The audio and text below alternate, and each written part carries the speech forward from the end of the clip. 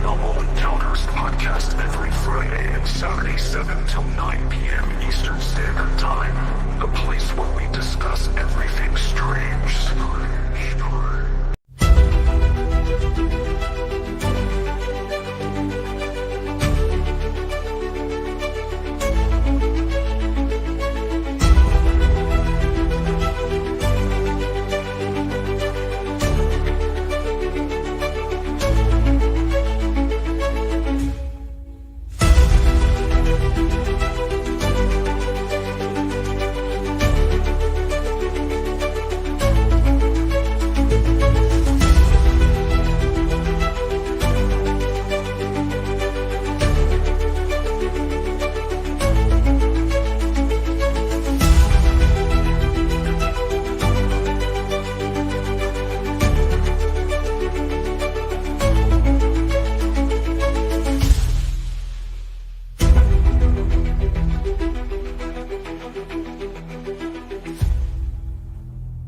The opinions expressed within the content of this podcast solely that of our guests and do not reflect the views and beliefs of the Bigfoot and Paranormal Encounters podcast, its hosts or its affiliates.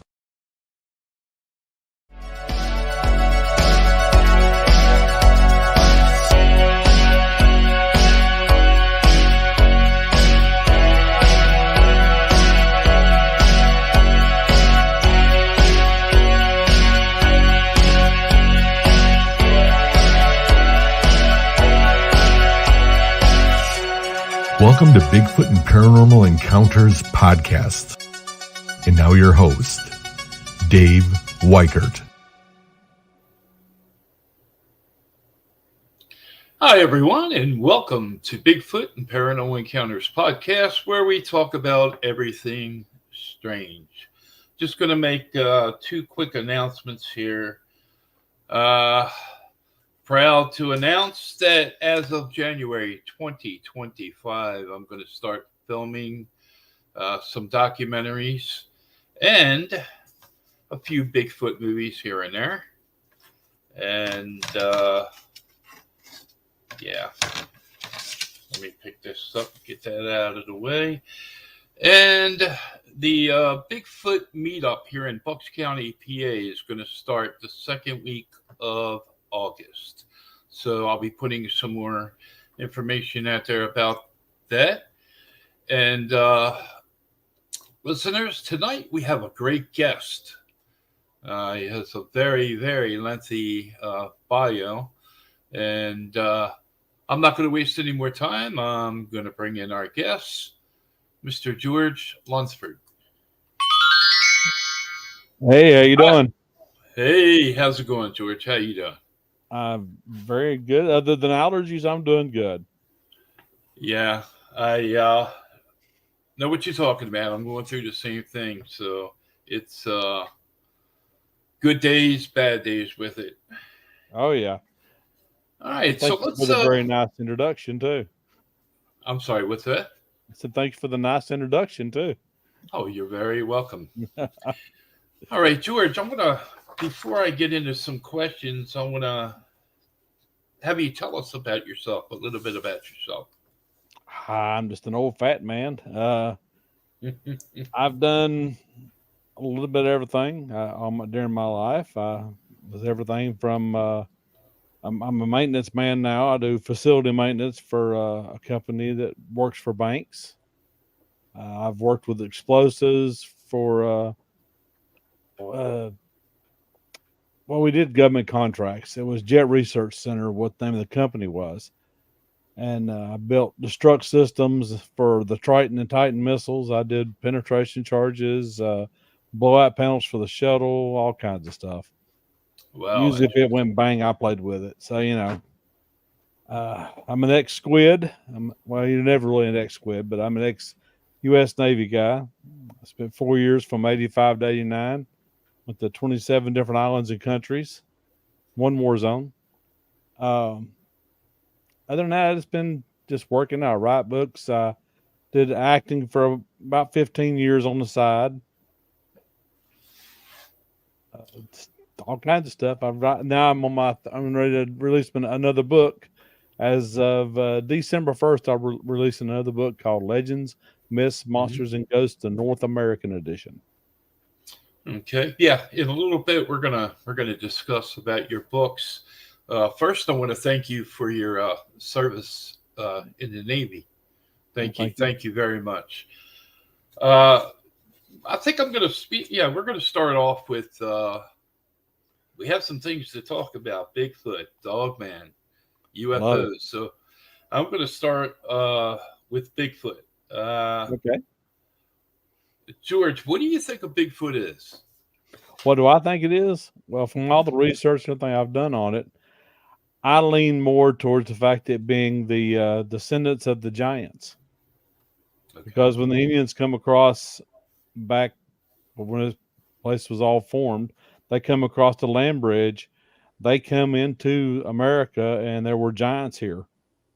And if you need proof of that, you can go to Lovelock Caves and look at that, or you can go through the history of all the tribes in America and what they talk about, what they run into when they first come to this country. And I believe when they attacked and was killing the giants fanned out, went into the caves like the Mammoth Cave system. And that's what you got for Bigfoot now is the old giants. Okay. Now you've had a Bigfoot encounter. Can you share that with us? I've had a couple now. So, but yeah, I'll be more than happy to talk about it. Mm-hmm. We were doing an investigation up in East Tennessee. One of our investigators found a good hot spot up there, so he'd give us a call. His name is Harley Owens, and he gave us a call, and me, Harley Owens, and Robert Effler and his wife, Michelle Effler, went up to investigate. Well, we pull into our research area, and there's all kinds of sign for deer, elk. We've seen some bear print. We've seen there's bobcat print. We found turkey print, all kinds of nuts and stuff on the trees and stuff. As we went in, we got out, we started doing our investigation, and we came upon Bigfoot sign. The twisted trees broke off, still being green, all the way up to 3 inches around. Mm-hmm. We found archways, and just to make sure it wasn't a natural occurrence, we actually searched out the stumps of the tree that was laying on the end of the tree that was bent over. It was about 40 yards away from it, so there's no way it fell and jumped 40 yards and landed on top of this other tree. And we kept looking, and we found all kinds of different signs. We found ambush points. We found more broke trees. We found X's on several areas. We found a dogman print that was every bit of 5.5 inches wide. It was huge. Let's my good friend Mr. Randy Stewart, he sent me a few photos. So what I'm going to do is I'm going to put some photos up, and I'm going to let you narrate. Okay. All right. Here's the first one. That looks like it's a footprint. Yes. That's one Harley took. I don't remember that one. Okay. Let me go to the next one here. Okay. There's our buddy there looking at us from behind the trees. Mm-hmm. If you look at the ears, it looks something like a dogman than it does a Bigfoot. Because the ears are high up on the head and they're tapered. Right. I see that. Very interesting. Yep. All right. Let me move to the next one here. That looks like these must be some Harley took. I don't know what that one is. Harley took that one. I don't have a clue. Okay. Come on, fly. Get out. He wants to answer the question. He wants to be on the podcast. That's it. Yeah. Yeah. Everybody wants to fame. We've seen that. That was up in the area up in Tennessee. I mean, North Carolina, we've seen that. Okay. And they were perfectly balanced. They were woven together and perfectly balanced. There's no way in the world it could have felt like that. because those limbs don't belong to any tree around right there. Right. Okay. Let's see. Let me go to number 4. That's in the playground area up in over in our North Carolina research area with our buddy Tim Deals. Okay. That's where the little ones were playing. You can see where the grass and everything's been kicked up. Right. Okay. That's where I seen my little one. Your little one. Wow. Yeah, I seen one about 3 foot high. Okay. There's And the I dog think man. the dog man. Yeah. That was that was over in North Carolina too. That wasn't in Tennessee. Wow. Very interesting. Oh yeah. We set up cameras, game cams on that research area. That's Tim Dills' research area. We went up there and checked it out with him because he's a member of ours too. He also works with Dirty South Squatching. Okay. Good group. Now you said you've had a number of encounters. Share your encounter with us. Okay. Well, the first one was the big one, and that was when Harley was up in East Tennessee. Me and Harley and Robert Effler and his wife Michelle. We were up there, and we already went through the research area. Was coming back, and Harley elbows me. He said, "Let's go down this flat, and we'll go down there and come back out the other side. Go back out to meet Robert." I said, "Okay, that's fine." We dropped down. We found some bear scat, and we was looking around and found some other sign down there. We come up a hill, and right directly in front of us was another hill, and we had a little valley in between us with the laurel thicket. Harley punches me. He said, "There he is." I said, "Harley, that's a shadow." He said, "No, man, I'm telling you, that's it." I said, I don't see it. So he says, "Wait right here." So he eases down the hill and he gets about 14 feet in front of me, and he steps on a branch and it pops real loud like a shotgun. Bow! Well, the shadow leans out, reaches up and grabs the tree and leans out to see where he is.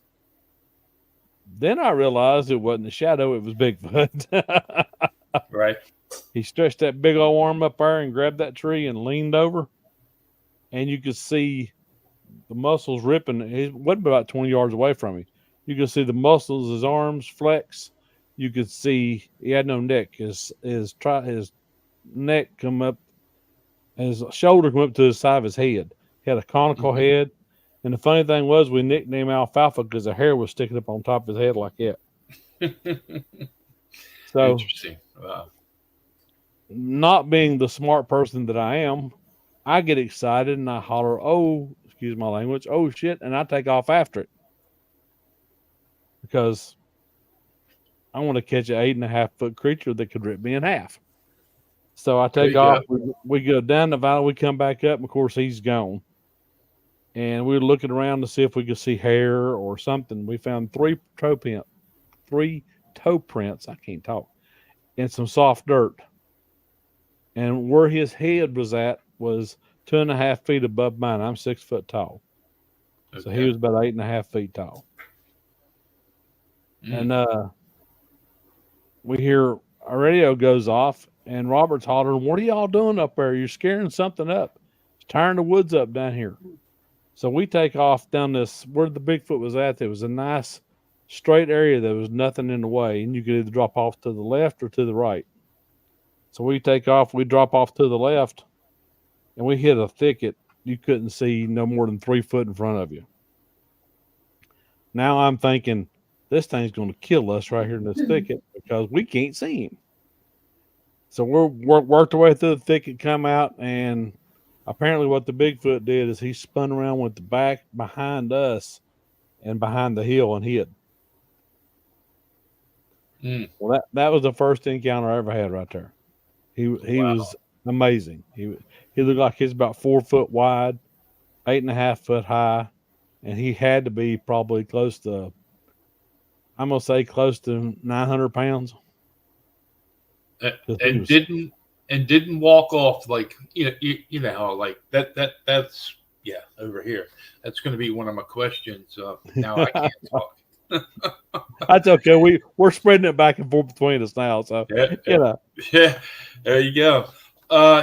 When most people have a sighting, um, Bigfoot usually just takes off, walks off, and leaves. Um, why do you think they're? Let me put it this way: they're much larger than we are. yeah. Okay, 8, 9, 10 feet. 10 feet tall, 4 feet across the shoulders and whatnot. Why Right. do you think when they see us that they walk off? I But don't think yet, they want anything to do with us.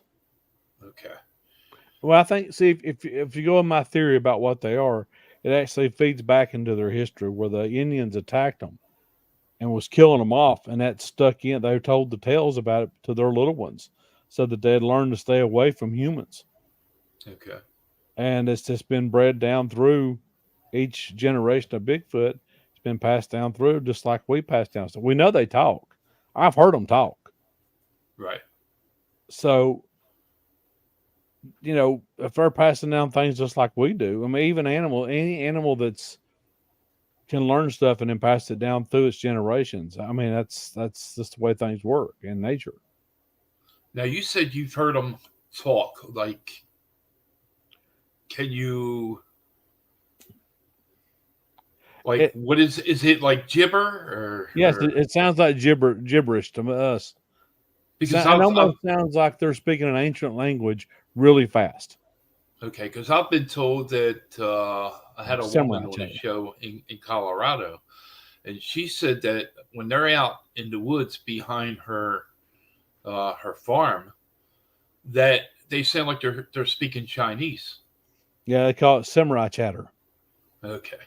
Yep. So yeah, I heard it whiz over in East Tennessee, one of our other expeditions. I heard it twice. And then I got whistled at. I whistled and they whistled back to me. I know I didn't know. No, you're not supposed to whistle in the woods, but I did. I'm bad for stuff like that. So, What do you think the tree knocks? Do you think they're, well, let me just say this. I think, when people do the tree knocking and they get something in response, my opinion is I think they're communicating the same way, but with their tribe of other Bigfoots. I don't think they're banging back just because we're banging on a tree. I think they're doing it to communicate with other Bigfoot. What do you think? I think that's probably true. Like a location thing. Mm-hmm. I mean, it would make sense. That really would. Now, let me see where I'm at here. Okay. Do you think they have, some people seem to think they have supernatural powers. Do you believe they do? Not yet. I haven't seen it, so I can't say it. I can only say what I've seen. I'm not one of these guys that kind of believe in everything. I want to see it before I believe it. Exactly. Yeah. Yeah. Yeah. Back in 1982, when I had my encounter, it was on a farm. And the only thing I saw was an arm come out of the brush. I saw the fingers, the arm, and it just, reached back into the brush. But I've heard them. I've heard them talking. I've smelled them. Oh, yeah. Myself and the guy that I worked with on the farm, we were hit with rocks, corn on the cob, all kind of stuff. And I'll share something with you. We were sitting up on the deck, and we were having lunch, and Bigfoot started throwing stuff like branches, small branches, and apples and corn on the cob that they have gotten out of the barn. And the funny thing is, when the corn on the cob, I'm sorry, see, there we go again. Corn on the cob hit my buddy in the side of the face. he looks at me and he goes, at least it wasn't a rock. No sooner than he said that, he got hit in the back of the head with a nice sized rock. So, but he didn't believe in this. He kept saying, "Nah, there ain't no such thing as Bigfoot. It's probably a bear." I'm like, a bear can't throw rocks, dude. No, A bear can't throw apples. A bear can't. I said, you seen the tracks that Bob has showed us on the farm.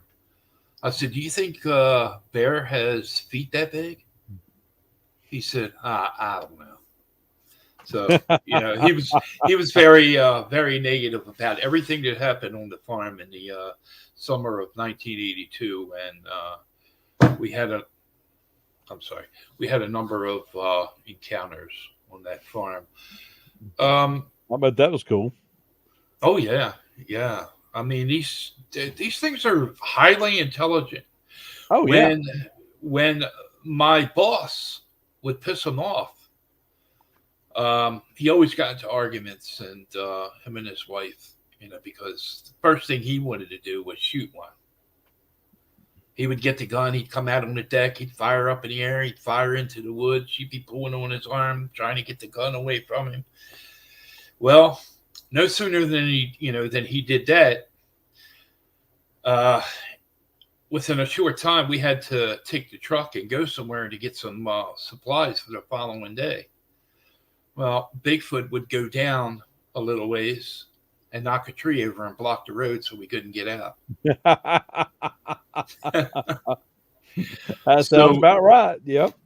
Yeah, I worked on this farm for one summer, and I've heard it, I've smelled it, I've seen the foot tracks, I've seen the arm, I've seen the fingers come out of the brush, and a number of other encounters as well. But my boss had told me, he said, now it's not just one. He said, it's a family.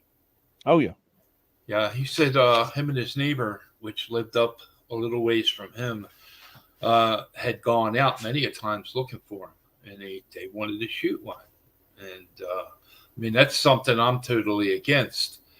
However, if I'm out there, if one was to try to harm me, I'm going to have to shoot it, but I'm not going to. Yeah, you got to protect yourself. I mean, right. I have no desire to kill one either unless it makes me. Exactly. Yeah.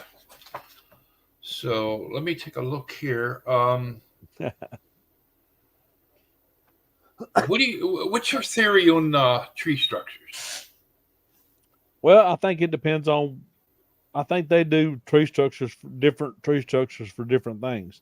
Like we found bedding areas, and where they'd made almost like a hooch over top of it, so they could stay hidden, be inside it, and not get wet as much or whatever. And we've seen like the X's and stuff. We started figuring on those that they're marking territory with the X's. And we found some stuff in East Tennessee. It looked to me like they were breaking and twisting the trees where their main game trails were. Now I don't know. That's just what it seemed to be up there. But I think every one of them means something. Like we found ambush sites where they intersected a game trail this way, a game trail this way, and one this way, and they put a ambush structure right here, so they could actually see where all three of the trails met, and you couldn't see them. I could stand up in it with no problem, move around, but nothing else could have built that structure. Right, and they've also been known to like stack rocks and then take a log and set, like, see, four big rocks on the left and like four big rocks on the right, and just put like a log on top of it. Not a log, but a thick tree branch. Yeah, and stack rocks and stuff like that. I mean, they're good at throwing rocks at us. Oh yeah. I had that, back in 1982. I had that happen many a times, and the last couple times I've been out, I've had that happen. And I had it a month ago. The weird thing is, you'll be standing there and you can hear it whizzing through the trees. Yep. Before it drops in front of you, behind you, or hits you. What made me mad about that is I seen the rock coming through there about 15 feet in the air when it come down, hit the limbs. I seen where it hit on the ground. I went to get it and I couldn't find that rock anywhere. I wanted to check see if I get some DNA off of it. Right. Yeah. But I have no idea where that rock rolled to. We searched and couldn't find. Of course, we had other rocks coming in, but that was about the size between a baseball and, well, I say about the size of a tennis ball. And it was it come just as pretty an arch right down through those trees, and we've seen it hit. And I know there would have been some DNA on there if I could have found it. Now, here's another thing that's really interesting that I find. I've gotten reports and I've read a lot of reports about people fishing. Okay. Mm-hmm. And when Bigfoot would throw a rock, it wouldn't be a rock. It would be like a boulder size, and it would land like beside the boat or near the shoreline where they're fishing. Most of them were nighttime, catfishing and hardly any lights around, and the only lights they had was from the moon. And these large boulders would come flying over, hit the water in a big splash, and then they would hear it scream and crunching brush and stuff like that, and going through the woods. They got his fishing area. Yeah. Let's see. Bigfoot don't like to share. Don't like to share. Well, okay. Here's a good question. Now that you mentioned share, what do you think about people? And does yourself do this as well? Gift, like leave things for them. Yeah, that's funny. Yes, I do. Excuse me. I'm sorry. Last time I gifted, we took it's a dog squeezy toy. It made a pig sound when you squeeze it. Wonk, wonk, It was about this big, and it had the scent of my dog that we used to have on it. And I left it on top of an arch, a low arch, and they got it. And I also threw some tennis balls up there at them. Well, we got one of the tennis balls back. It was ripped to shreds. But we never got the pig back or the other tennis ball. Interesting. Now they say I've read a good amount of reports about people gifting Bigfoot, and they seem to like the color blue. Have you ever heard of that? I've heard different colors. Okay. I really have. I've heard blue and I've heard purple. Purple. Okay. Yeah. Ravens fan.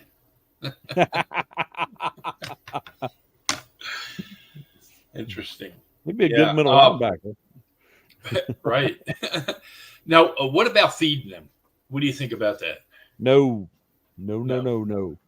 I think if you feed them, it'd be just like feeding a bear. They're going to expect it. And when they start expecting it, they start getting violent when they don't get it.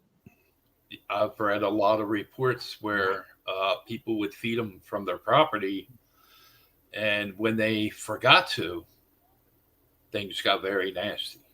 Oh, yeah. Pound on the side of the house or a cabin. Pick things up and just like throw them and oh yeah, they get mad. I've got turkey and deer that do that here. My turkey will beat on the back door till I'll take them food. Here's something interesting that happened on that farm in 1982. We were sitting out on the deck one night and we heard this loud scream. It sounded like a woman screaming.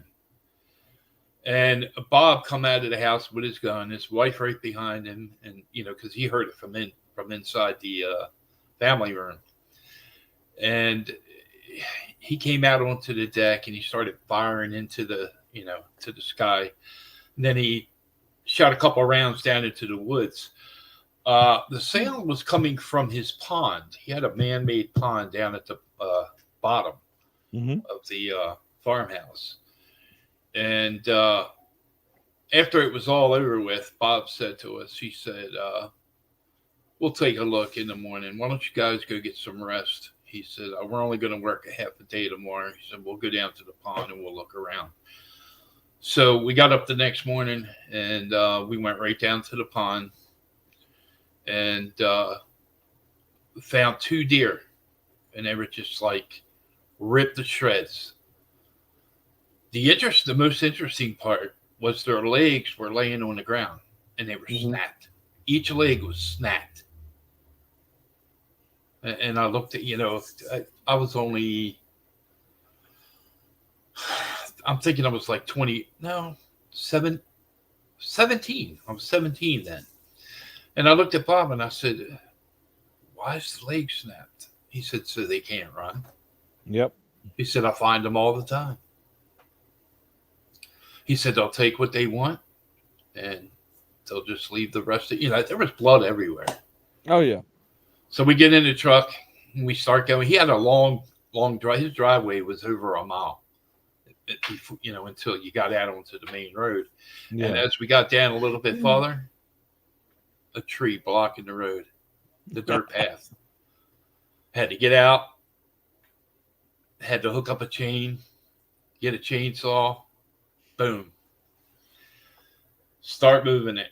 Now I'm looking at my buddy. I'm like, when are you going to start accepting this, man? When are you going to believe Bob? And he's like, I don't want to hear about it. A lot of people's like that. Yeah. They refuse to believe. My friend did not believe in UFOs, didn't believe in ghosts, didn't believe in Bigfoot, none of that stuff. My son's the same way. When I try talking to him, the first thing he does is give me a smile and look at me, just look over at me and smile. And I'm like, you think it's funny? And he's like, no, I just think they don't exist. I said, why? He said, because you would see them. I said, people do see them. I said, what do you think? They're going to walk across the Wawa parking lot for you? Yeah, he's just, now I'll share this with you. He said, Dad, a lot of people in the paranormal. He said, we want to go to this old battleground, which was in Baltimore, Maryland, called Fort Howard. And, okay. He said, can you get me permission to get in there? I said, sure. So I got him and some of his friends permission to go in there. And they get in there.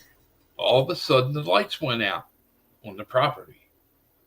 Then they started hearing gunshots. Then they started hearing soldiers like they were fighting and running. And then they started hearing cannons. And they got out of there real quick. My son calls me up and he says, Dad, next time you go ghost hunting or you got an investigation to do, can I go with you? I said, I thought you said you didn't believe in ghosts. He's like, well, kind of. And he shared his experience from Fort Howard State Park. And what he saw wasn't truly ghost. It was a glitch in time. To be honest with you. It was just a replay of what had actually already happened. Yeah, what's the word I'm looking for? It's like I'm brain farting. Like you just said, it's just it's like a recording. It just plays over and over. Yep. Like a skipping a record.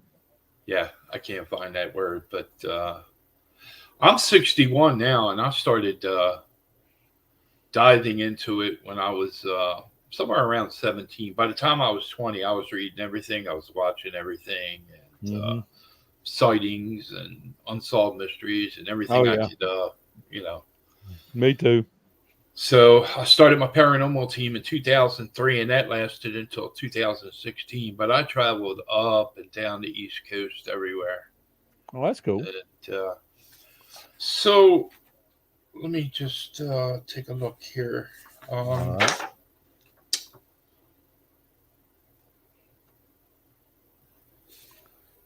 Okay. Let me remind you about this before I forget to or fail Okay. to bring it to your attention. In May of 2025, I'm going to do a Bigfoot festival here in Pennsylvania. Would you be interested in coming here to be a guest speaker? That's very possible. I have to see, what's going on at that time, but I'd Okay. love Yeah. to. Okay. Yeah, I'll keep you updated on that. And Okay. Hopefully, gonna, after this weekend, I'll have some stuff to show people. I okay. left a game cam. I have a new design setup I did for my game cam. It's a little bit different what everybody else is doing, and we'll see if it worked out. If it did, I may have some good footage to show. Here's a good question about a trail cam. Okay. What Randy himself has said to me, he thinks that Bigfoot not only can see the red light on it, but can hear it. Oh yeah. What's your thoughts on that? What do you think? Oh, very much. A deer can, a bear can. As a matter of fact, if you put a game cam down low, if you've ever noticed watching videos of them, the deer or the bear both will walk up to it and look in the lens. They'll lick it. They'll mess with the camera. They'll mess with the camera. They'll mess with the IR. And I think, yeah, Bigfoot can do the same thing. He can smell it. He can smell it. He can hear the clicking when it comes on and click when it goes off. They can definitely see the red light because we've got, my buddy Tim especially, they got game cams back where somebody poked out the IR. So, yeah, I have no doubt that they can see it. That's why I changed the design and how I did mine.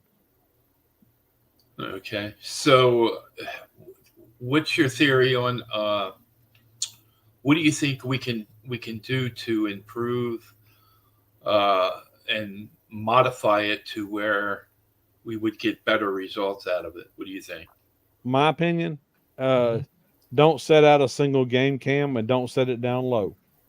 If you put out game cams, make it like a trifecta. You put one here, put it up high. You put it up high, most time the Bigfoot's not going to look up because they're not used to looking up. They're used to looking down and around them. If you put the game cam up higher and you make it a three-way trap to where they can't block it or anything like that, you put one in this tree up high, one in this tree up high, and one in this tree over here up high. You've actually got more coverage, and you can get them before they ever get into where the game cams are. But not only that, while they're watching one game cam, the other game cam is snapping pictures or taking video. So you've got them in an area where you can actually get better footage and better pictures, but you're getting them up high. You're not getting any. If you put them down below, you put them 9-10 feet up in the air, that's still too low. You need to go 12 to 15 foot up in the air where it's actually above their regular sight. Now, when you're out in the woods doing research for Bigfoot, and do you wear like a what's it called? GoPro? I am now. I just got it. I'm gonna try it next time we go out. It actually sits on my shoulder, but instead of I'm gonna do like Scott Carpenter did. I'm actually pointing it behind me. Oh they'll my move God! around behind me. That's where I was going with this question. Yep. Yeah, I was going to ask you if when you're walking forward and filming, are you filming behind you as well? I will be. Yeah. I always thought, if you're out there, boots on the ground, and you're walking in the woods, and you're recording straight ahead, what about behind you? Oh yeah, because Scott Carpenter proved that's very effective. I mean, he had a lot of great footage where he's shot behind him. Yeah, because I had an incident one time where in Baltimore County, I went to the Gunpowder River. There was an area called Ghost Road, and I went there, and it was myself and 3 other members of my group. Now we were going to a location down a dirt road that was, going through woods. It was an old paintball gun range, and they had closed it down. But in the back, there was a piece of property that was abandoned. And they said, it was said to have been very, very haunted. So we wanted to go back there, do some EVPs, shoot some videos, shoot some photos. And the three of them were walking in front of me. Yep. And I was walking like 10 feet behind them on this dirt path. Very dark. All we had was headlamps. Yeah. And we're walking. And then all of a sudden, to my left, I hear crunch, crunch, crunch, crunch. And when I stopped, it stopped. Mm-hmm. And they kept turning around, looking at me, my members looking at me saying, why are you stopping? We ain't never going to get back there. Because it was like a mile and a half back into the woods before we would arrive in the area where we were headed. And it just kept crunch, crunch, snap, snap, crunch. So my buddy Mike walks over to me and he says, what's the matter? I said, I told you. I said, something's following me. It's on the left. Now, previously, before we went there, I had talked to someone, and someone told me that there were Bigfoot encounters in that area, in the back near the Gunpowder River. So we kept walking, and this must have happened 7 or 8 times.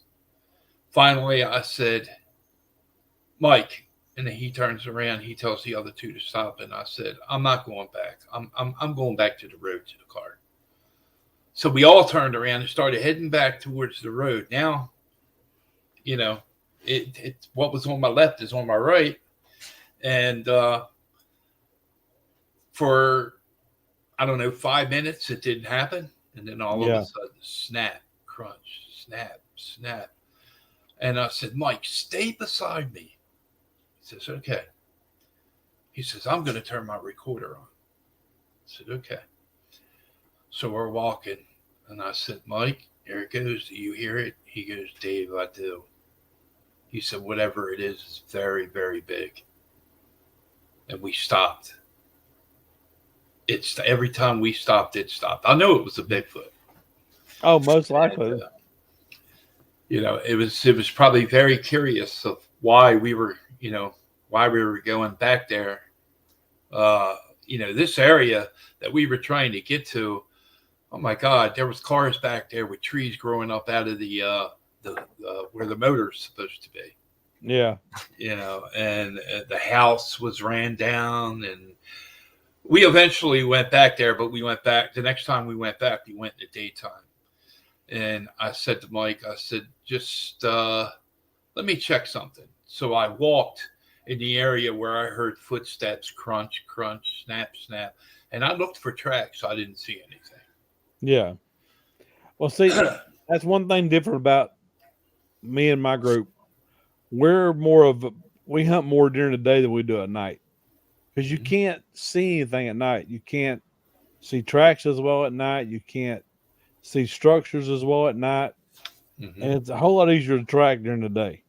We've got more responses. We've got a lot more than most people get at night. I mean, at night they might hear some yelling. They might, get something done. But we've got everything during the day. We've got everything from them hiding 10 foot away from us and we accidentally catch them on video. I mean, we had one video we put out. We was up over in North Carolina, and one of our people online seen it before we did. We didn't even know it was there. We were scanning through with the camera, and one of the people online seen the DOGMAN standing 10 foot behind us. Okay, we're going to get ready to go to a commercial. I just want to find something here real quick. Bear with me. And I'm going to put something on. Let's see. Not sure if you've ever seen this movie. Have you ever seen the movie Something in the Woods? I have not. Okay, let me just, we're going to go to a commercial real quick. I want to take care of something, and then let me go ahead and put this as there we go. Now it's working. There you go. Okay, here's the that's the cover, but I'm going to play the video for you. It's not very long, if I can find it. Looks interesting. Okay, here we go. I'm going to show you a clip of it. Hey, Dad, I was thinking, some of those stories that the loggers were telling, was there any truth to that? I didn't want to tell you then because I didn't want you to be afraid of the woods. Well, I'm not a kid anymore, so spill it. The story he told me, I will never forget. I saw a big hairy man today.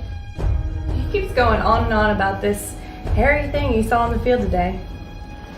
Probably just a bear. That don't look like bear fur. Something. You mean like a wild animal? Bear? Wasn't no bear. Never saw anything like it before in my life. John! Tell me what you saw! I don't know what it was. I never saw anything like it before in my life. This thing was huge. About 8 foot tall, covered in hair. I don't mean to worry you, John, but that thing killed one of my dogs and my calf. Oh, come on, man. If Bigfoot exists, they'd have done found something. They'd have found a body or some bones or something.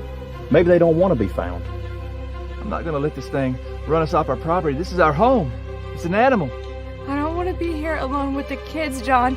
It's not safe. What you got in mind? Trap. I'm gonna lure it in. Kill it. So we're gonna have some issues here. Yeah. Looks like it, Carl.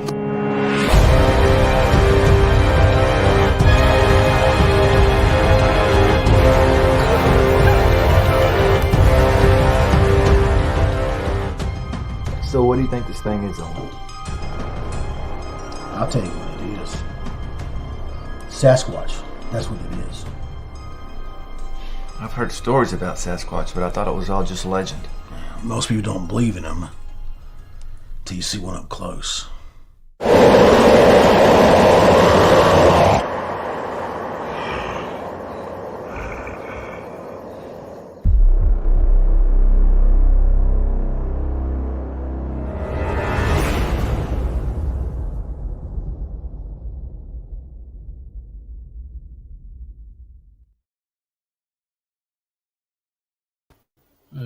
Okay, now I gotta remove that. I gotta find that. Here we go. That's pretty good. Sorry about that. Yeah, the movie's been out. It's like one of the best movies I've seen. I actually did a little bit of research about it, and from what I understand, it was based on a true story. Oh. So, and let's see, where did I watch it? It was on Roku, Tubi or Tubi. Okay, Tubi. Okay. It was a couple channels that I noticed it was on. So I'll look for that this weekend. Yeah, that's a good movie. You know, most of them out there are low budget, and I can't even get some of them. I can't even get through the first 10 minutes. Well, I've been hooked ever since the Legend of Boggy Creek come out, so you know that's me. Yeah, you know, there's a few good ones out there. What's that one? Exist? That was pretty good. Exist. I haven't seen that one either. Yeah, that's another good one. So I'm gonna get off of Bigfoot for a few minutes, and I want to touch the paranormal side. Okay. You're great. I mean, if you're okay with this, if you're comfortable, your great grandmother's spirit. Mm-hmm. Can you share that with me? Sure. Okay. I was in the bed asleep, and for some reason I woke up. It was about 3 o'clock in the morning. I woke up, and my grandmother was sitting on my great grandmother was sitting on into my bed, but it wasn't my great grandmother because I could see through her. Mm-hmm. But I could smell her perfume. And I thought it was just a dream, honestly. And then she told me, she said she was going home and that she loved me and she wanted to say bye. So I talked to her for a minute, and then she just disappeared, and I went back to sleep. Well, the next morning I got up and we was messing around and found out my great grandmother had passed away. Mm. And I thought, well, that's weird. You know, I just had that dream. Then when I walked back in my bedroom, I could smell her perfume again. Wow. So it was interesting. Very I've interesting. never had a bad encounter with a ghost. Wow. Now, a shadow creature, that's a different story. Right. But ghosts, I've never had a bad experience with a ghost. Well, I hope I don't get a sore throat. Just recently, I had something going on here at the cabin. I've been here 5 years, and when we first moved in here, we had some things happen, like over the months. You know, sometimes 3, 4, 5 months would go by, and then something would happen again. And the things that kept reoccurring had me believing that it may be a child, because it would mess with my granddaughter's toys. Like one of the incidents I had was when I went out to put trash out. I come back in and my wife was already in bed, and there's this little brown Nerf football about the size of an egg that was rolling, you know, like this towards me, and it came up to my foot, and I put my foot on it and stopped it, and I picked it up and I put it in the toy box and I put the lid back on. So I went and laid down and I fell asleep. Didn't make it through this movie. And I got up the next morning and there was the Nerf football in the middle of the living room on the floor again.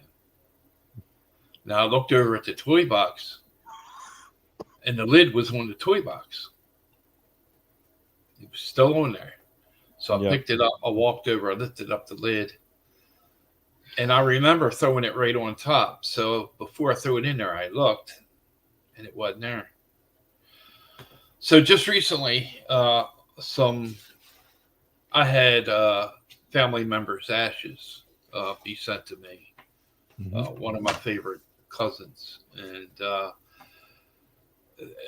as soon as I brought those ashes into the cabin, things just went crazy. It was like what was already here wasn't happy with that. You know, it was like, this is jealous. My space. This is my space. Yeah, it was jealous. And another thing that I figured out, because I was hearing a woman crying, I was hearing a woman talking, I was going back to the bedroom and opening the door and saying to my wife, are you okay, hon? You need something? She goes, why are you waking me up? I said, didn't you just say something? She's like, no. So, but I had someone take care of it and, remove the spirit. And since, let's see, it's been about 3 weeks now, almost a month. I'm knocking on wood. Nothing has happened. Well, that's good. Look for that. So, now another topic that I like covering on my podcast is NDE. You've had a near-death experience. Yes, pneumonia. Okay. Before you touch on that, I'm trying to figure out, can you see any comments or anything? Because I'm showing people it's showing that there's people, but there's no questions and the comments are not lit up.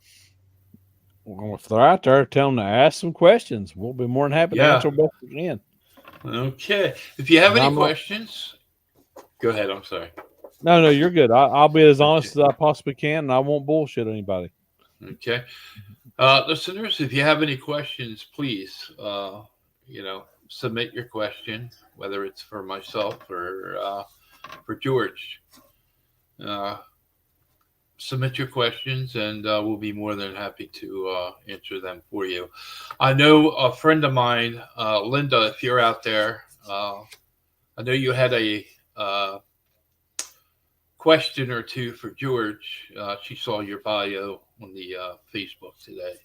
Oh, okay. And she texted me and said she was going to make sure that she. What was that? Maybe,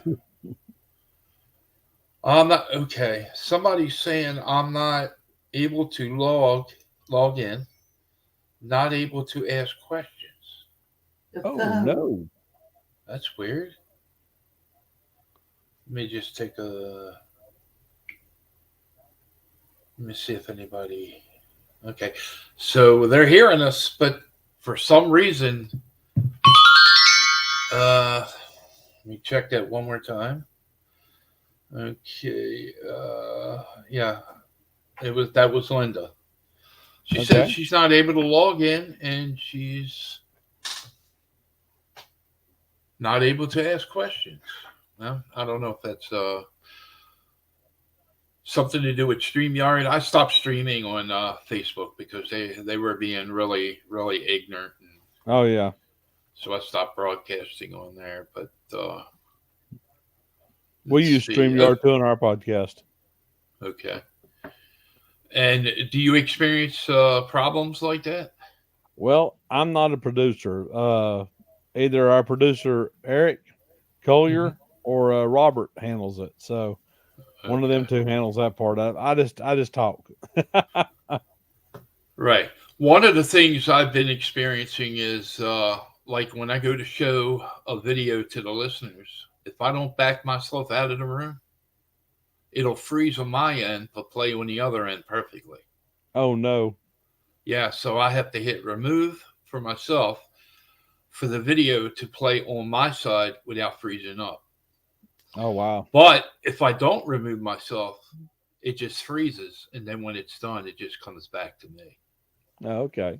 So I don't know. All right. So let's let's hear about your near-death experience. Okay. Well, I was in my 20s, early 20s. I do not like going to the doctor. So I refused to go to the doctor, and I got sick. Up. Get a message. Okay. She has a question for you, and I'll go ahead and ask that after you. Go ahead and continue. Oh, okay. I got sick. I did finally go to the doctor, and they said I had bronchitis. And then 2 weeks later, I was in the emergency room with my lungs half full of fluid and 104 fever. And they took me in. I was lethargic. Basically, I was a big rag doll. Got in, put me in the hospital, started the fluids and all that stuff. I don't remember any of this. That's what they told me. Well, I was in. They got me into a room, and I remember it was late night, early morning hours, and I woke up and I was feeling pretty good. And I looked up. The second hand wasn't moving on the clock. It was just sitting there. And there was a woman standing beside my bed. She was an older woman. And she goes, "It's okay, honey. Just relax." And I thought, okay.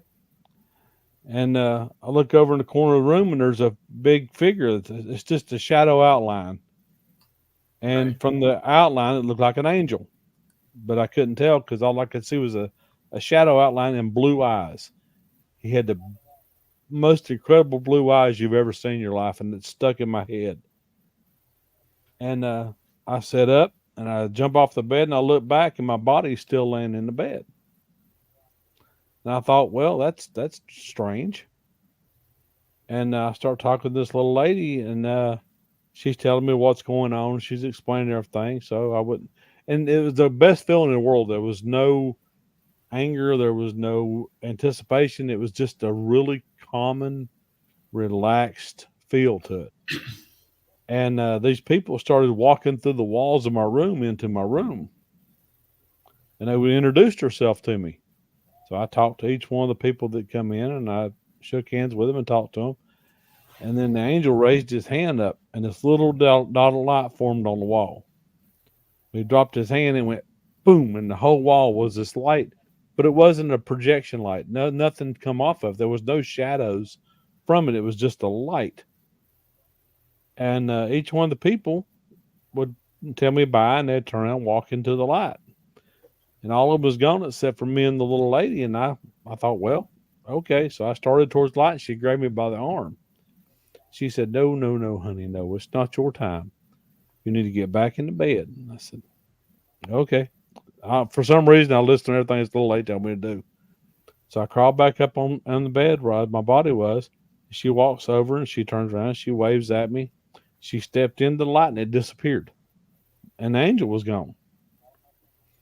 So I lay back, and all of a sudden I hear all these alarms going off. My door comes flying open. These nurses come running in, and one grabs me like she's going to do something. And I said, what are you doing? And they all stopped in their tracks. And they all looked at me real funny, and all of them walked out except for the one nurse who was checking me out. So I asked her, I named the lady's name. I said, who is that? And she just you could just see the color leave her face. She turned just pale white, and she looked at me. She said, she died in this room before you got here. And I started naming all these other names of all these people and describing each one of them perfect that I'd never met before that night. Mm-hmm. And every one of them had died in the hospital. Mm. It was cool. Wow. Yeah. In 2001, I wasn't feeling too well, and I went to work that evening. I got the keys, I got my equipment, and got in my patrol car, and I was headed for the gate to make a left to go up to my office and get some more, paperwork and stuff like that. And I just came out of dispatch, and I had a can of Coke and a Snicker bar. And I remember tuning the radio. And I hit the gas, and I remember looking up the road before I turned to make my left turn. And it was, I think, an hour and 17 minutes later, I woke up in the car, pinned up against a parked tractor trailer. I hit it 80 miles an hour. When I made that left turn, I passed out. Didn't know I had diabetes. When I winded up in the hospital, they told me my sugar was 700. Ooh. But anyway, my book comes out in 2025, and that story is going to be in there. It was very, very angelic the way it played out. It till this day, I still sit there and I think about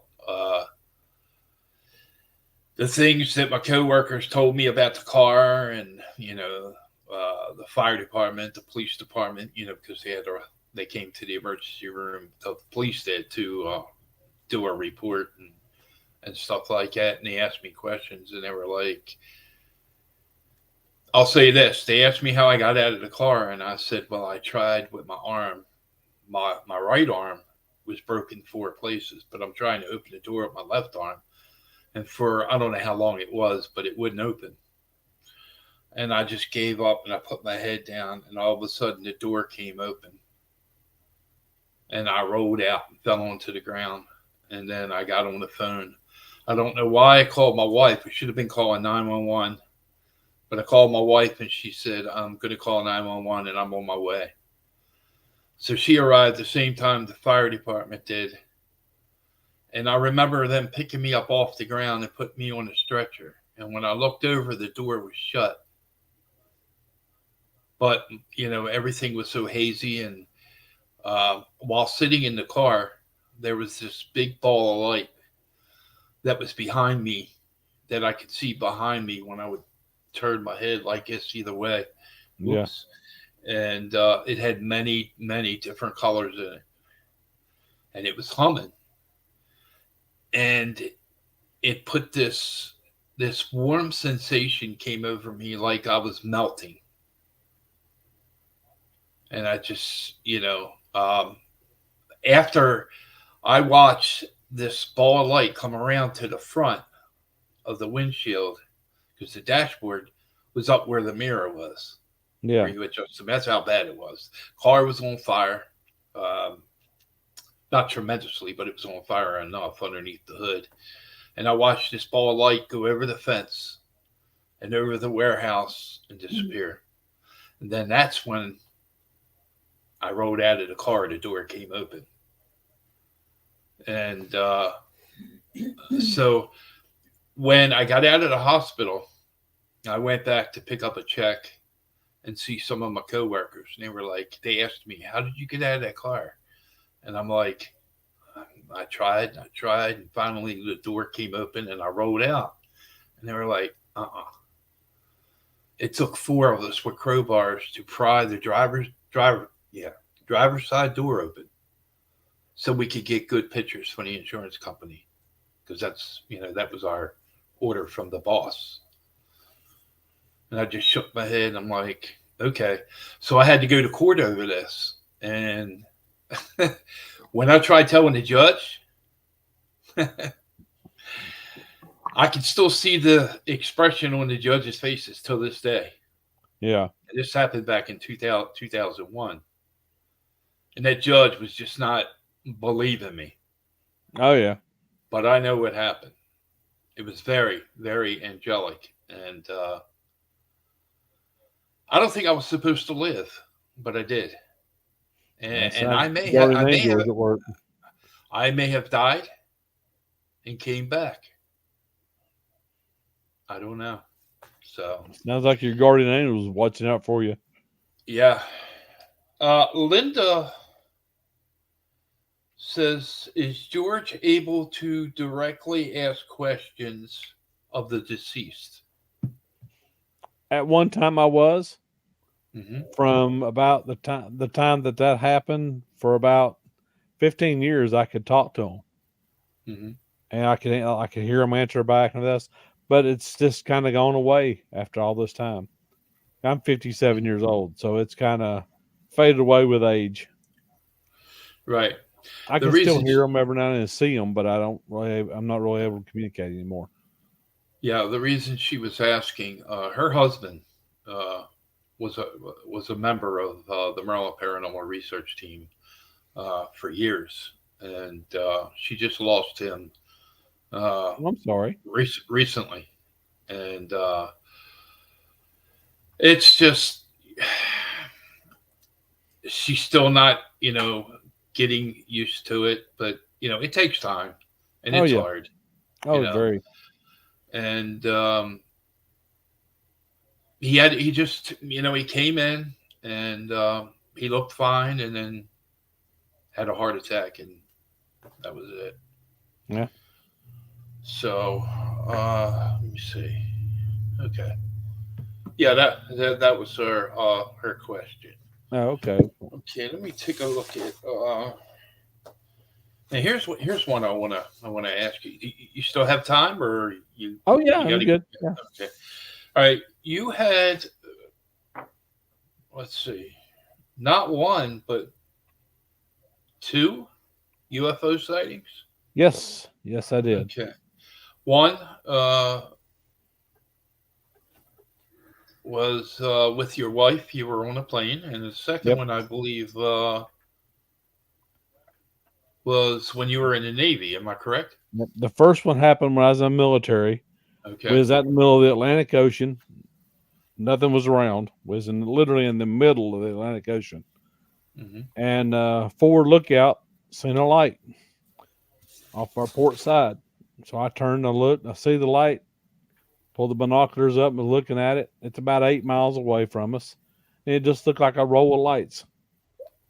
And we thought it was a con tower for a submarine. But we reported into combat systems, and they said they had nothing on radar. They had nothing on sonar. They had nothing out there around us. And I was watching it. The forward lookout quit watching it. They all got bored with it, and they stopped watching. I was watching it, and I got to noticing that there was water underneath of it, not a tower going into the water. And this light's moving back and forth, but keeping up with the ship. And We watched it about 5 minutes, and all of a sudden it lit up extremely bright and shot straight up in the air and disappeared.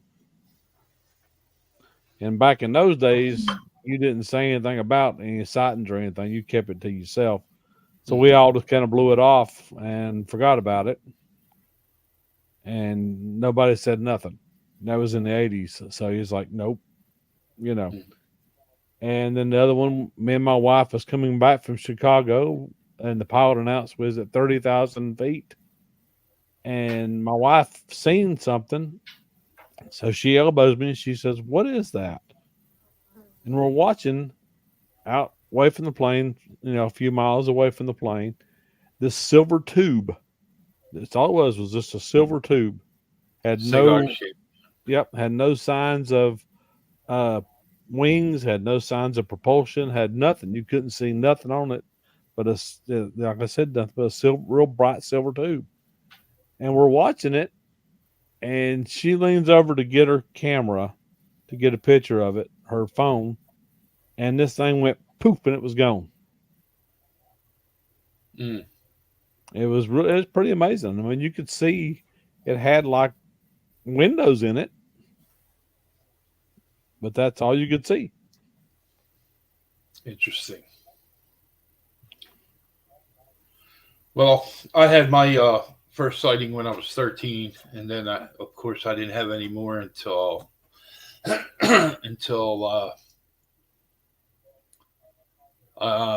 let's see, how old would I have been where we left Baltimore? 55. I'm 61 now. 55 years old was the last sighting I had with my wife and my godson. 2 nights in a row. I came home from work, from doing karaoke and DJing, and we pulled up on the driveway, and both nights it was in the same exact area. 3 orange lights up in the sky. And the first one, they stayed there, you know, while we were watching them. And as soon as my godson went to lift up his camera to try to video it, the first one went out, lit back up and shot off. And then the second one just shot behind it. And the third one shot behind it, went across the sky, and they vanished. Oh, wow. So we came home because it was a Friday and a Saturday. The very next night, it happened again. Same exact thing. 1 shot off, 2 shot off, 3 shot off, gone. Now, I went in the house after putting my equipment away, and I got online, and there was all kind of people out in Baltimore County that were having UFO sightings that night. I'm like, wow, so other people saw it too. You know, it wasn't just us 3. You know, kind of gives you validation, right? So Linda, she says, do you think their spirit lingers when they die suddenly? I think it does, because I don't think they get direction right away. I think they're waiting to find out, you know, am I good? Am I dead? Am I what? And then the angel or guidance or whatever shows up and says, are you ready to cross over? And they do, because the angel actually, it was almost as he was asking the question in mind without actually ever saying anything. It was almost like everybody was like, okay, it's time to cross over. So they crossed over. Back when I was able to communicate stuff, I would go down the road, and if I passed some place where somebody had died on the road and their spirit was still there, they'd pop up in my car. And I would have to give them permission. I would tell them, it's okay. You need to go ahead and cross over. And they would. And everything would be fine after that. But some of them are just, they don't know to cross over. Because it's such a sudden thing that happens, they can't process what's going on.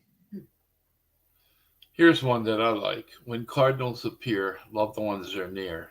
Yep, I like that. Yeah. So, gosh, I can't figure out why I'm seeing people, but not names or No comments. There's nothing there tonight, and that's What? very unusual. I wish there was. I love answering questions. Yeah.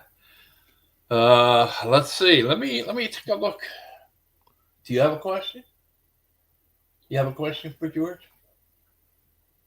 Not really. Okay, if you think of one, let me know. Usually, I mean, my wife. I got one. Okay, hold your question for a second, and let me finish telling George this. My wife had let's see, back in 2019, she was in the hospital 52 days. Ooh. And she had a medical miracle. She had a hole in her heart, and they were going to do open heart surgery. And the day of her surgery, the nurses and doctors didn't show up at her room. She was in ICU the whole 52 days.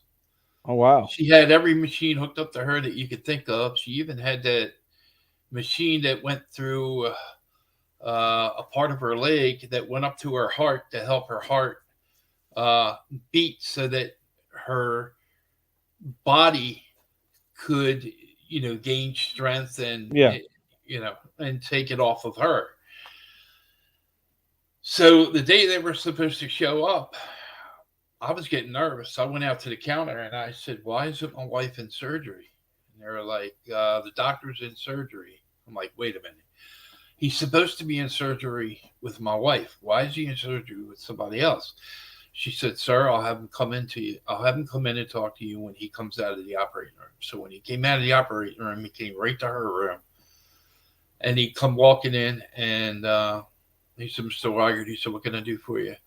I said, "Well, I want to know why she's not in surgery." He said, "Well, last night we did some images and we decided we're not going to do the operation. We're going to treat her with medications."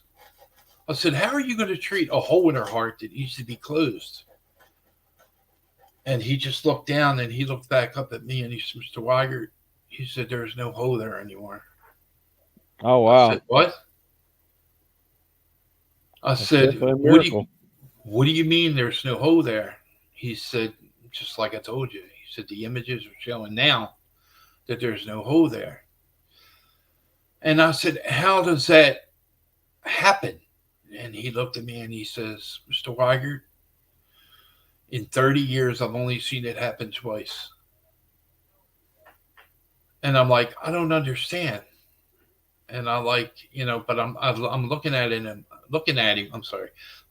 and I'm like, "What are we going to do?" And he says, and then I just started going, How? And he just lifts his hands up and looks at the ceiling and says, "Thank him." Yep.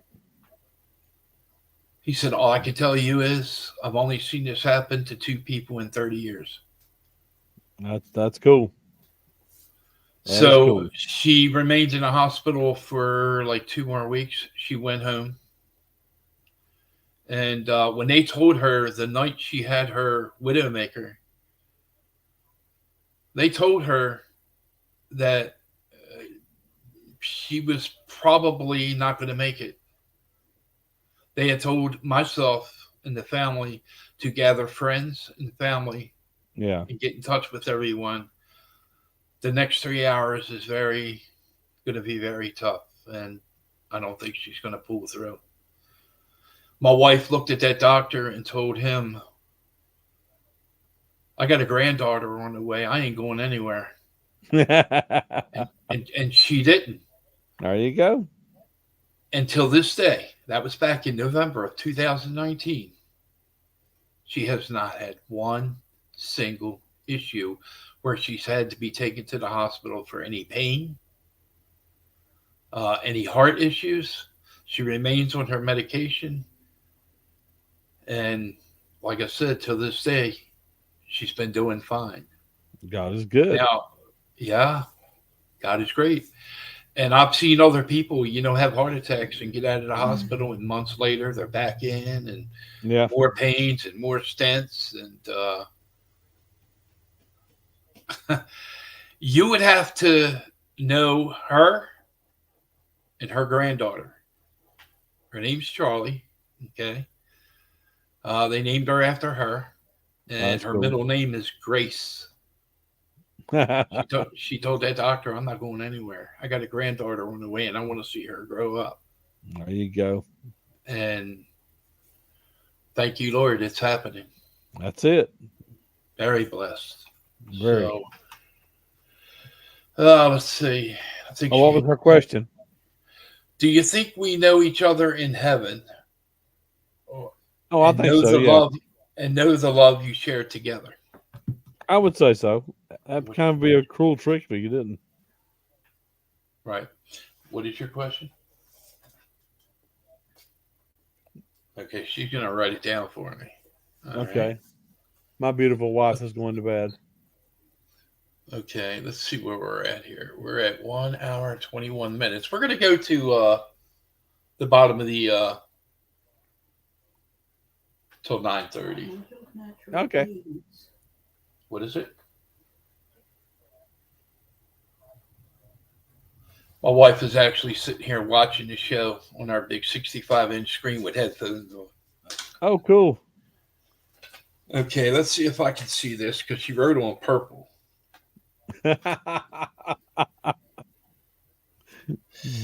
She wants to know, are angels natural beings that work for God? I would assume so. Here. I don't have a reason not to think that. Right. I wish I knew more and could answer more questions about that. But, like I said, the whole time the angel was there, they never said anything, never really spoke, never moved, just other than the arm and down. That's the eyes are what stood out more than me than anything, because they were just this blue that made you feel like everything is good. Like there was no reason to be upset. There was no reason to be anxious or anything. And you just had this common feeling the whole time you were there. Right. And the best feeling I've ever had. I'm sorry, what was that? It's the best feeling I've ever had. Oh, yeah. And I'm sure you'll agree with me on this. Linda, keep in mind that, when you're going through your daily routine, you may hear a song. Mm-hmm. You may something may happen that may make you think, like, hey, wait a minute. When we were together, that used to happen a lot, and there's a number of things you can look out for when you think a spirit is lingering or nearby. Oh yeah. I used to find dimes, pennies. They say the pennies are from heaven. I was sitting at my desk chair one day, and I was on the internet, and I was doing some research, and I felt something hit me on my shoulder, and I turned around, and there's a screw on the floor. Now, when my father used to live with me, that's all he ever used to do. Whether it was a screw, a penny, or something, he would hit me with it. Yeah. So when things happen like that, it makes you think. Oh yeah, and there'll always be little things. A song come on, like you said, a song, or a smell. That's usually a big thing because your olfactory senses are so sensitive. A smell will come through it, and it'll bring that memory back in your head. Oh yeah, yep, definitely. It's like my grandmother's perfume. I'll never forget it. So when I smell it, I think of her automatically. There you go. So you just said that there's a lot more. It's just not coming to me. It's all good. It's all good. Yeah, I'll tell you, it's been a rough day with this sinus issue. Let me just take a look and see if I have maybe one or two more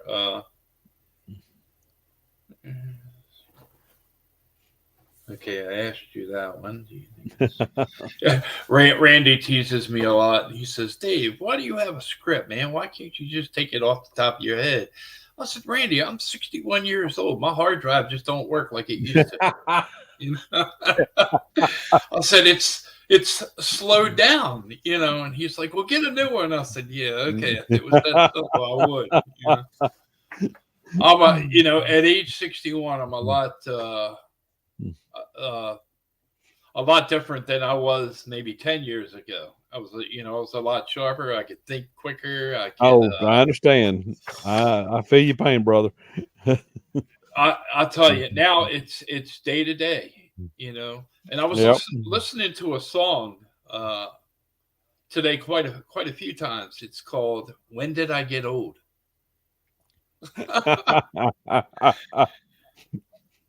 If I try to think back, I'm going to say probably 50. Yeah, definitely. You know, I started slowing down, and I'm not saying I can't do anything. You know, if I couldn't, I sure wouldn't get out there and try to film a movie or a documentary. You know. Yeah, that's true. You got to be on it when you're doing that now. I'm just saying that if I got out in the woods, I do get out in the woods, but I'm saying if I got out there and Bigfoot decided to do a bluff charge, I'm just going to have to sit down. I can't run. No, I ain't running. I'm not running. No. No, I'm not running. So, yeah. So again, in May of 2025, as we get closer, I'll bring that to your attention and okay. See if I can get you down here, because what I'm going to try to do is, get a group of some people together. Randy's going to come down from Las Vegas. Oh, cool. Sean, I think he's awesome. He's going to try to make it, and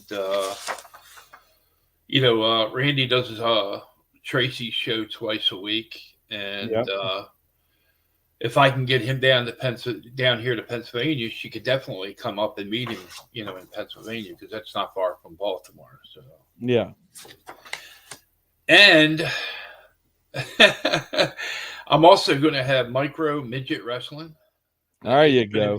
It's going to be paranormal. It's going to be Bigfoot, UFOs, all that good stuff, and it's all going to be for a good cause. It's going to go to the burn unit for children. Oh, okay. And the firehouse where I'm going to have it. So, yeah, let me just, okay. Linda says, thank you, George. Oh, no problem. I hope I helped.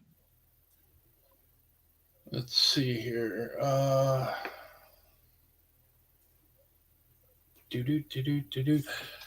One last thing, I'm definitely going to check out your movies. It's interesting. It's very interesting to know someone, talk to them, especially when they're in the Bigfoot, UFOs, Dogman, and all that good stuff. And then you see them on TV in a movie. So from my understanding, from what Randy tells me, you were a mob boss. Most of the stuff I did was for independents. So they're pretty hard to find now. But I played a vampire. I played a mob boss. I play a bad guy a lot of times. I don't know why, but apparently I'm good at it. I played excuse my language, but an a-hole, because that's the character I was playing. My wife told me I didn't have to act for it. But it was a zombie movie. It was pretty fun to play, and I played a secret agent type character who ended up being a bad guy. I played a little bit of everything, but I've had a ball with it. I'll send you a music video that I was in. How's that sound? That sounds good. Do you think these movies could be found on YouTube or Roku or? I don't know. I really hadn't tried to look for any of them because. As I know, all independent movies. So, I worked with some really good people. And, like Dwayne Etheridge was a real good guy to work with. Chad Taylor, I worked with him. I've worked with a bunch of good people. And I did some Hallmark movies, but I was just an extra in those. Okay. And I was in a movie with Zach Galifianakis and what was the other guy's name? I can't remember his name. But it was so bad it even failed in Canada. It they had to pay for people to watch it, so it was really bad. But I'll send you if I can find some stuff. I'll send it to you.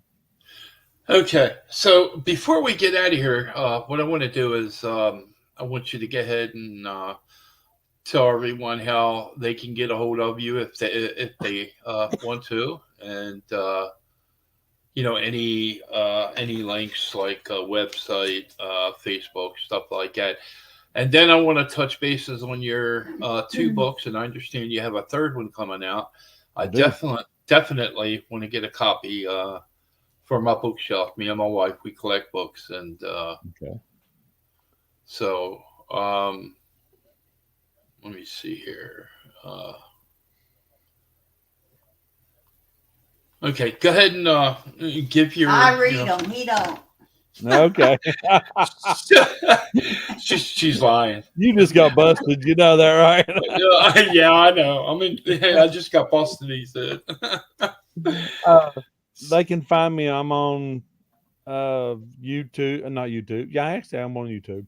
I'm on Rumble. I'm on Truth. I'm on most about all the social media stuff I'm on. You can find me on there, or you can find me at my website, which my beautiful wife does for me. It's author George Lunsford.x10host.com. Okay. And my books are on Amazon. Yeah, let me throw that up there. There you go. There we go. That picture come from where I sent Russell Akerd my pictures, my books. From Destination Expedition Bigfoot, Russell Accord. Yeah. Okay. He's a good guy. Right. Him and Ronnie both, and so is Mariah. Yeah, I'm going to be meeting Ronnie LeBlanc September 6th and 7th when I do the karaoke for. Let's see, where's that at? I want to throw that up there as well. There we go.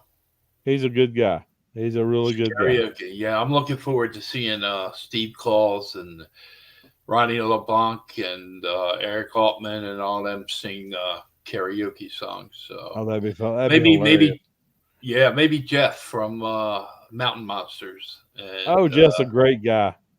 Jeff's great.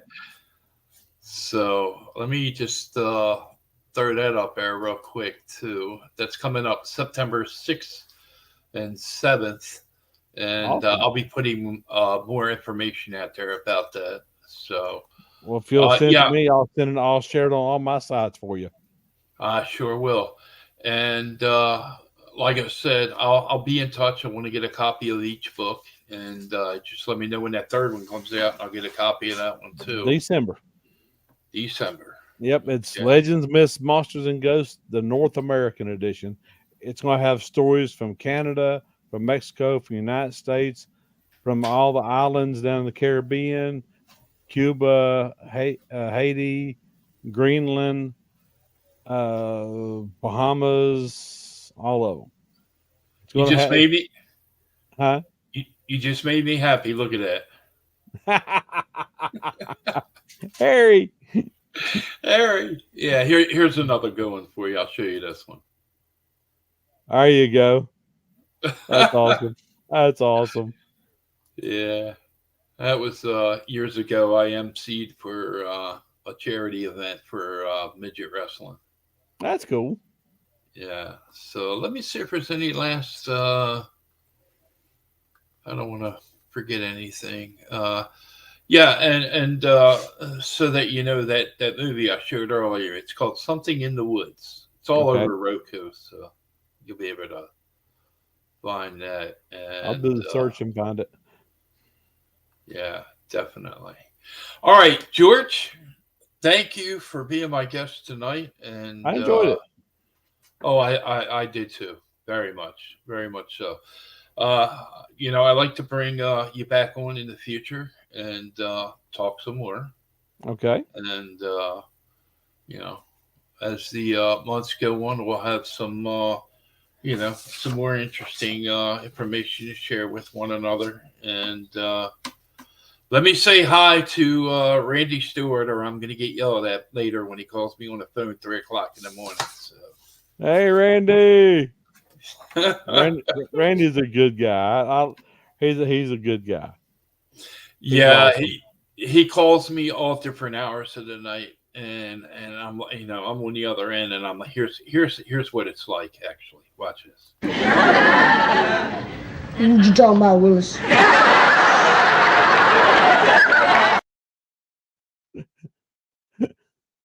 I love it.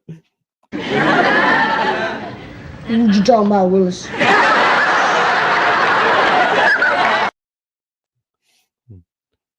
Ask him about our project.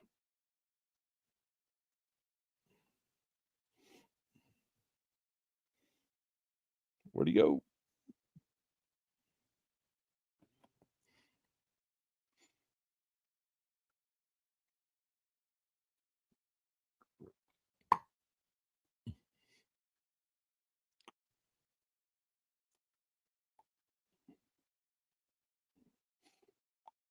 You disappeared, Dave.